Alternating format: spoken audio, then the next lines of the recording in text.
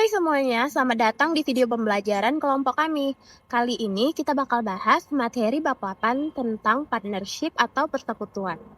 Yuk kita belajar bareng gimana sistem kerjasama bisnis ini dan cara pembagian labanya.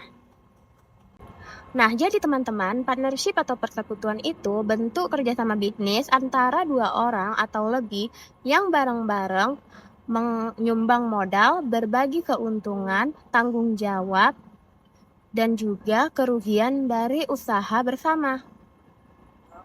Dalam partnership, pembagian laba bisa dilakukan dengan beberapa cara. Yang pertama adalah laba dibagi sama rata. Artinya, setiap mitra dapat bagian keuntungan yang sama besar tanpa melihat berapa banyak modal atau usaha yang mereka berikan. Nah, rumusnya gampang banget. Laba per mitra sama dengan total laba dibagi jumlah mitra. Misalkan ada 3 mitra dalam sebuah persekutuan, mitra A, mitra B, dan mitra C. Mereka setuju untuk membagi keuntungan persekutuan secara sama rata. Jadi, jika keuntungan persekutuan sebesar 90 juta, maka masing-masing mitra akan menerima bagian yang sama dari keuntungan tersebut. Kita jawab sama-sama. Jadi ada 3 mitra A, mitra B, dan mitra C. Keuntungan totalnya 90 juta. Karena pembagiannya sama rata, maka masing-masing mitra dapat 90 juta dibagi 3, hasilnya 30 juta per orang. Cara kedua adalah laba dibagi dengan rasio tertentu. Jadi, sebelum usaha jalan, para mitra udah sepakat berapa perbandingan pembagiannya. Nah, nanti laba dibagi sesuai dengan perbandingan tersebut. Rumusnya yaitu laba mitra sama dengan rasio mitra dibagi total rasio dikali total laba. Nah, ini kita masuk ke contoh soalnya ya. Dalam sebuah perusahaan terdapat 3 pemilik yang bermitra. Dimisalkan sebagai mitra A, mitra B, dan mitra C. Secara berurutan adalah 3 dibanding 2 dibanding 1 dan total keuntungan persekutuannya adalah 120 juta. Hitunglah total rasio dan bagian-bagian laba per mitra. Contoh soal yang kedua yaitu Irsyad, Irwan, dan Insan membentuk persekutuan. Kesepakatan setelah disetujui bahwa laba rugi akan dibagi berdasarkan rasio 6:4:5. Jika pada 1 tahun laba yang bisa diraih sebesar 75 juta, berapa bagian masing-masing? Kita jawab sama-sama. Ada 3 mitra A, mitra B, dan mitra C. Dengan rasio 3:2:1 dan laba 120 juta. Total rasio sama dengan 3 ditambah 2 ditambah 1 sama dengan 6. Maka A 3/6 dikali 120 juta sama dengan 60 juta. B 2/6 dikali 120 juta sama dengan 40 juta. C 1/6 dikali 120 juta sama dengan 20 juta. Kalau Irsyad, Irwan, dengan Ihsan punya rasio 6:4:5 dengan laba 75 juta, maka total rasionya 15. Jadi pembagiannya Irsyad 6/15 dikali 75 juta sama dengan 30 juta. Irwan 4/15 dikali 75 juta sama dengan 20 juta. Dan Insan 5/15 dikali 75 juta sama dengan 25 juta. Nah, kita bakal masuk cara ketiga. Cara ketiga adalah perbandingan laba menurut perbandingan modal. Jadi, makin besar modal yang ditanam, makin besar juga bagian labanya. Rumusnya yaitu laba mitra sama dengan modal mitra dibagi total modal dikali total laba. Contohnya, mitra A punya modal 40 juta, mitra B 30 juta, dan mitra C 30 juta. Laba totalnya itu 20 juta. Maka pembagiannya mitra A 40/100 dikali 20 juta sama dengan 8 juta. Mitra B 30/100 kali 20 juta sama dengan 60 juta. 6 juta. C 30/100 dikali 20 juta sama dengan 6 juta. Nah, jadi intinya pembagian laba menurut modal ini lebih adil kalau dikontribusi modal antar mitra memang berbeda-beda. Cara keempat, laba bisa dibagi dengan mempertimbangkan gaji dan bonus. Biasanya dipakai kalau ada mitra yang juga aktif bekerja di usaha itu. Langkahnya ada 3. Yang pertama, hitung total gaji dan bonus. Yang kedua, hitung sisa laba sama dengan total laba dikurang total gaji.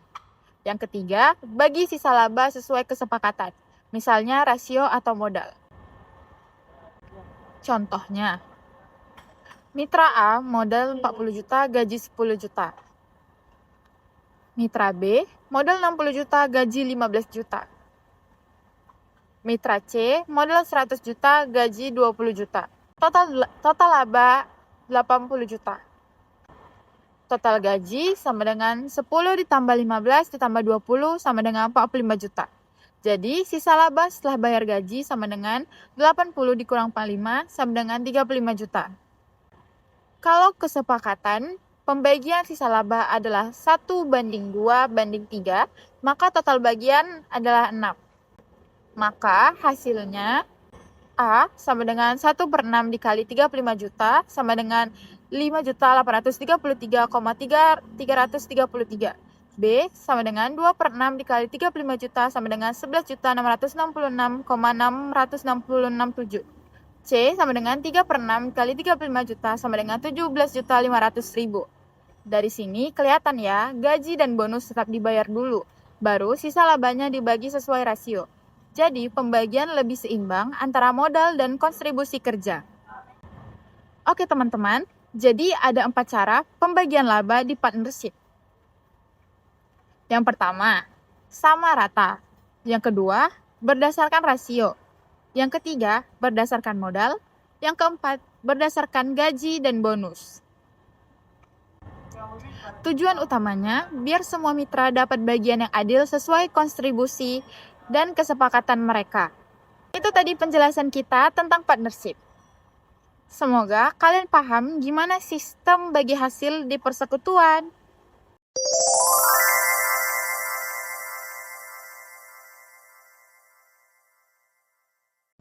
Hai teman-teman, kali ini kita bahas bab 9 tentang penyusutan. Penyusutan ini penting banget di akuntansi, karena hampir semua aset kayak mesin, kendaraan, dan gedung nilainya bakal turun seiring waktu. Penyusutan itu berarti berkurangnya nilai aset tetap selama masa penggunaannya. Misalnya, mesin yang awalnya baru makin lama makin aus dan nilainya bakal turun. Nah, dalam akuntansi, penyusutan ini bukan berarti uangnya hilang, tapi kita ngakuin kalau nilai aset berkurang tiap tahun. Tujuannya supaya biaya beli aset itu dibagi rata selama masa pakainya. Metode penyusutan artinya cara buat ngitung seberapa besar nilai aset berkurang setiap periode. Biasanya dihitung per tahun dan tiap metode hasilnya bisa beda, tergantung pola pemakaian asetnya. Ada 4 metode utama penyusutan. 1. Metode garis lurus. 2. Metode saldo menurun. Yang ketiga, metode jumlah angka tahun. Dan yang keempat, ada metode unit produksi. Semuanya sama-sama buat ngatur pembagian nilai aset biar adil selama masa manfaatnya. Yang pertama, metode garis lurus. Ini cara paling sederhana dan paling sering dipakai. Nilai penyusutannya sama tiap tahun. Cocok buat aset yang dipakai stabil kayak kendaraan dinas atau gedung kantor. Rumusnya bisa dibaca begini. Penyusutan per tahun sama dengan harga perolehan dikurangi nilai sisa dibagi umur ekonomis aset. Contohnya, harga mesin 100 juta, nilai sisanya 10 juta dan umurnya 5 tahun. Maka penyusutannya per tahun adalah 90 juta dibagi 5. Hasilnya didapat 18 juta per tahun. Artinya setiap tahun nilai mesin turun 18 juta. Metode kedua, saldo menurun sederhana. Kalau tadi nilainya tetap tiap tahun, yang ini makin lama makin kecil. Rumusnya bisa dibaca begini. Penyusutan sama dengan nilai buku awal tahun dikali 1 dibagi umur ekonomis. Contohnya, nilai buku awal 120 juta, umur ekonomis 4 tahun, maka penyusutannya sama dengan 120 juta dikali 1/4, hasilnya 30 juta untuk tahun pertama. Tahun berikutnya hitungnya dari nilai buku yang sudah berkurang, jadi makin kecil. Metode ketiga, saldo menurun ganda. Ini mirip dengan yang sederhana, tapi tarifnya 2 kali lipat. Jadi tahun pertama, beban penyusutannya lebih besar. Rumusnya bisa dibaca, penyusutan sama dengan nilai buku awal tahun dikali 2 dibagi umur ekonomis. Misalnya, harga mesin 100 juta dan umur ekonomis 4 tahun, maka penyusutan sama dengan 100 juta dikali 2 dibagi 4, hasilnya 50 juta untuk tahun pertama. Jadi, penyusutan awalnya besar tapi makin lama makin kecil. Metode keempat, jumlah angka tahun. Metode ini juga bikin penyusutan besar di awal dan menurun di tahun-tahun berikutnya. Tapi bedanya pakai pembagian berdasarkan urutan tahun dari masa manfaat aset. Langkah pertama, kita hitung jumlah angka tahunnya. Rumusnya bisa dibaca, jumlah angka tahun sama dengan umur ekonomis dikali umur ekonomis ditambah 1 lalu dibagi 2. Misalnya umur aset 4 tahun berarti 4 dikali 5 hasilnya 20. Lalu dibagi 2 hasilnya didapat 10. Rumus lengkapnya dibaca, penyusutan sama dengan angka tahun yang tersisa dibagi jumlah angka tahun dikali harga perolehan dikurangi nilai sisa. Tahun pertama pakai angka terbesar lalu menurun tiap tahun. Contohnya, komputer harganya 15 juta, nilai sisa 3 tahun, nilai sisa 3 juta, umur 4 tahun. Berarti nilai yang disusutkan adalah 12 juta. Jumlah angka tahunnya 10. Tahun pertama 4/10 dikali 12 juta hasilnya 4,8 juta. Jadi tahun pertama penyusutannya 4.800.000. Tahun kedua pakai 3/10, tahun ketiga 2/10, dan tahun keempat 1/10. Jadi tiap tahun nilai penyusutannya makin kecil karena nilai aset makin berkurang. Manfaatnya. Metode terakhir yaitu metode unit produksi. Nah, kalau 3 metode sebelumnya ngitungnya berdasarkan waktu, yang ini berdasarkan jumlah produksi. Jadi makin sering aset dipakai, makin besar penyusutannya. Rumusnya bisa dibaca, penyusutan sama dengan harga perolehan dikurangi nilai sisa dibagi total unit produksi lalu dikali jumlah unit produksi tahun ini. Misalnya, mesin harganya 120 juta, nilai sisanya 20 juta dan total kapasitasnya 100.000 unit. Tahun ini mesin menghasilkan 25.000 unit, maka penyusutannya adalah 100 juta dibagi 100.000 dikali 25.000. Hasilnya 25 juta. Jadi beban penyusutan tahun ini 25 juta. Dari sini kelihatan ya, kalau mesin dipakai lebih banyak, maka penyusutannya juga makin besar. Tapi kalau jarang dipakai, penyusutannya lebih kecil. Jadi metode ini cocok buat alat produksi kayak mesin pabrik atau kendaraan operasional. Nah, dari semua metode tadi bisa kita simpulkan, 1 garis lurus nilainya tetap setiap tahun. 2, saldo menurun nilainya makin kecil tiap tahun. Ketiga, jumlah angka tahun juga makin kecil, tapi pakai perbandingan angka. 4, unit produksi tergantung seberapa sering aset dipakai.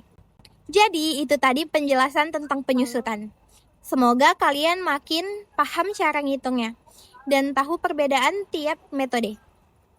Jangan lupa latihan soal biar makin lancar ya.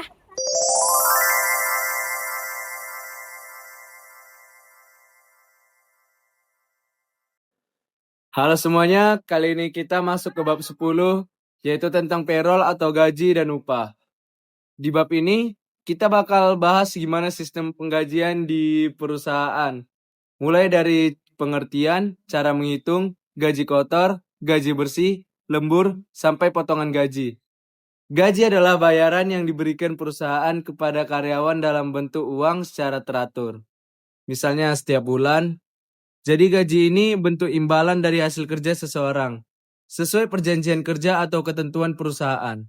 Nah, cara pembayaran gaji dan upah itu bisa berbeda-beda, tergantung kebijakan perusahaan dan jenis pekerjaannya. Ada yang dibayar bulanan, mingguan, per jam, atau berdasarkan hasil kerja. Kita bakal bahas semua jenisnya nanti di bagian metode perhitungan gaji. Sebelum ke rumus, penting nih buat bedain antara gaji kotor dan gaji bersih. Gaji kotor adalah jumlah gaji sebelum dipotong pajak atau biaya lain. Sedangkan gaji bersih adalah gaji yang diterima karyawan setelah dipotong pajak, iuran, dan potongan lainnya. Metode pertama adalah tarif per jam. Artinya, gaji dihitung berdasarkan jam kerja. Rumusnya dibaca seperti ini. Gaji kotor sama dengan jumlah jam kerja dikali upah per jam. Misalnya, Maul bekerja selama 1 minggu dengan tarif Rp10.000 per jam. Kalau Maul bekerja 38 jam, maka gaji kotornya adalah 38 dikali 10.000. Hasilnya Rp380.000. Sekarang kita bahas gaji bersih. Gaji bersih ini dihitung setelah semua potongan, seperti pajak dan iuran. Asuransi dikurangi dari gaji kotor. Rumusnya dibaca, gaji bersih sama dengan gaji kotor dikurangi potongan gaji. Potongan gaji bisa berupa pajak penghasilan, asuransi, atau iuran pensiun. Untuk pajak penghasilan rumusnya dibaca, pajak penghasilan sama dengan tarif pajak dikali gaji kotor. Misalnya, tarif pajaknya 10%, maka tinggal dikalikan saja 10% dari penghasilan bruto. Contohnya gini, Ranti mendapat gaji kotor 10 juta per bulan, ditambah tunjangan transportasi 1 juta, dan tunjangan makan 500.000. Pajaknya 10% dari total penghasilan. Kita hitung satu persatu ya. Pertama, total penghasilannya adalah gaji pokok 10 juta, ditambah tunjangan transportasi 1 juta, ditambah tunjangan makan 500.000. Jadi totalnya Rp11.500.000. Langkah kedua, hitung pajaknya. 10% dari 11.500.000 berarti 1.150.000. Langkah ketiga, kurangi penghasilan total dengan pajak. Jadi gaji bersih Ranti adalah 11.500.000 dikurangi 1.150.000. Hasilnya Rp10.350.000. Sekarang kita bahas lembur. Lembur itu kerja di luar jam kerja normal. Di Indonesia, jam kerja normal adalah 8 jam per hari atau 40 jam per minggu. Kalau lebih dari itu dihitung lembur. Kalau lembur dilakukan di hari kerja biasa, rumusnya dibaca seperti ini. Upah lembur sama dengan upah per jam dikali 1,5 dikali jumlah jam lembur. Contohnya, Budi digaji Rp50.000 per jam. Hari Rabu dia kerja 10 jam. Karena jam kerja normal 8 jam berarti 2 jam lembur. Upah lemburnya adalah Rp50.000 dikali 1,5 dikali 2. Hasilnya Rp150.000.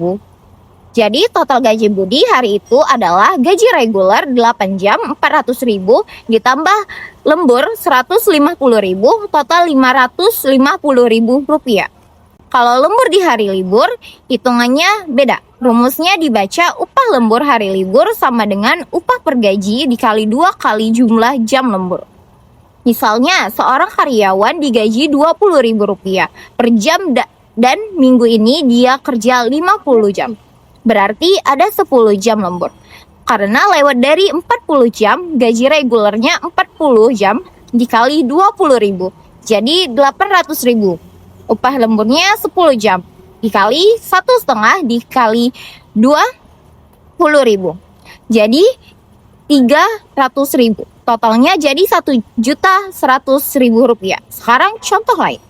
Pak Ahmed digaji Rp6.500 per jam dan dapat upah 1,5 kali lipat untuk jam lembur. Minggu lalu gajinya Rp318.500. Nah, kita cari berapa jam lemburnya.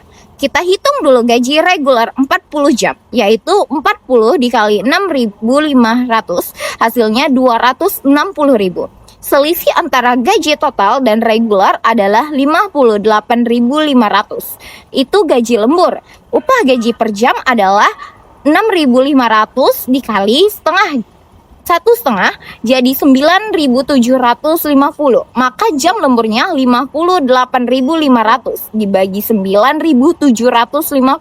Hasilnya 6 jam lembur. Selain per jam, ada juga sistem upah per unit. Jadi gaji dihitung berdasarkan jumlah barang atau proyek yang dihasilkan.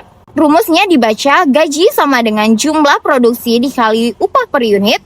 Kalau ada bonus, tinggal ditambah aja. Misalnya, seorang pekerja menyelesaikan 5 proyek dalam sebulan dengan upah 20.000 per proyek dan dapat bonus 50.000 kalau semua selesai tepat waktu. Maka upahnya adalah 5 dikali 20.000 sama dengan 100.000. Lalu ditambah bonus 50.000 jadi total 150.000 rupiah. Potong gaji biasanya dikenakan kalau karyawan punya kewajiban tertentu seperti pajak, asuransi, atau iuran. Tapi potongan harus sesuai peraturan perusahaan dan perjanjian kerja. Rumusnya dibaca potongan kerja sama dengan gaji dikali tarif potongan. Misalnya gaji pokok 7 juta, tunjangan makan 300.000, jadi total 7.300.000. Potongan gaji 5% dan asuransi 2%. Maka potongan total 7%. Jadi potongan gajinya 7.300.000 dikali 7%. Hasilnya 511.000. Jadi gaji bersihnya tinggal 7.300.000 dikurangi 511.000. Hasilnya 6.789.000 rupiah. Oke teman-teman, jadi di bab 10 ini kita udah belajar tentang perhitungan gaji dan upah. Mulai dari gaji kotor, gaji bersih, lembur, upah per unit, sampai potongan gaji. Intinya semua komponen ini penting buat tahu berapa penghasilan bersih yang diterima karyawan. Nah, itu dia pembahasan bab 10 tentang payroll. Semoga kalian paham dan bisa menghitung gaji dengan terima kasih udah menonton video pembelajaran ini. Sampai jumpa di pertemuan berikutnya.